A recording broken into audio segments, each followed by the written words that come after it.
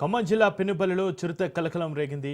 ఏకో టూరిజం పేరుతో పులిగుండాల ప్రాజెక్టు వద్ద పనులు కొనసాగుతున్నాయి. దీంతో ప్రతిరోజు 3 నుంచి 4 బస్సుల్లో ప్రాజెక్టు సందర్శనకు వస్తున్నారు స్కూల్ విద్యార్థులు. అయితే ఇక్కడ చిరుత సంచరిస్తుందని తెలియడంతో విద్యార్థులతో పాటు సందర్శకులు భయాందోళనకు గురవుతున్నారు.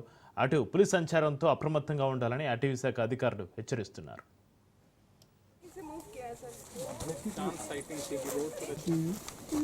Saturday night camping, Sunday morning trek, Sunday afternoon exit, and then go back. There are some more small temples.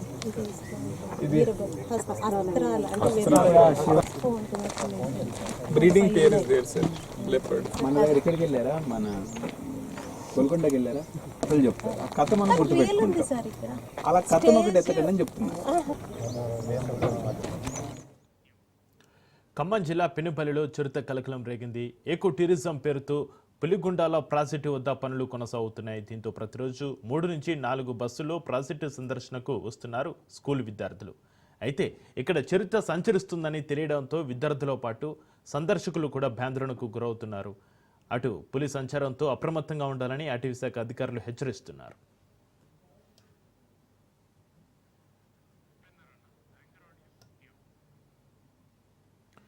Khammam జిల్లా పెన్నుపల్లిలో చిరుత కలకలానికి సంబంధించి మరింత సమాచారాన్ని మా ప్రతినిధి ఉపేందర్ ఫోన్ లైన్ అందిస్తారు. ఉపేందర్, చక్రి ఇప్పుడు ఖమ్మం జిల్లా పెద్దల మండలాల్లో చిరుత సంచారం మాత్రం రేపుతుందనే చెప్పుకోవచ్చు.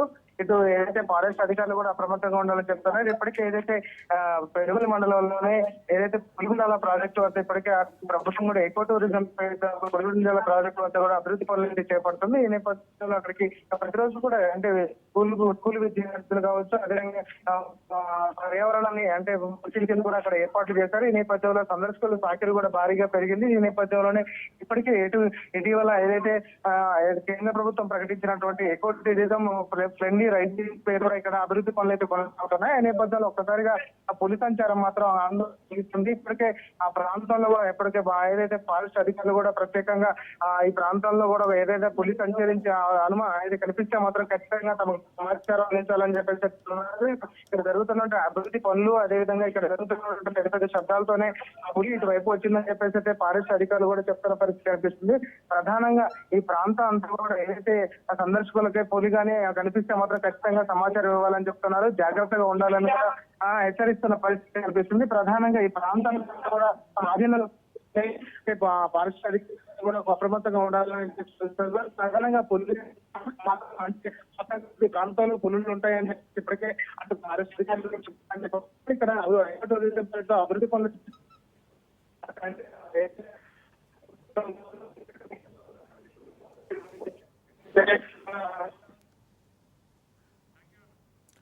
Right, thank you Upender. తర్వాత పిలవాలి, ఇప్పుడు ఇక్కడే ఆగండి.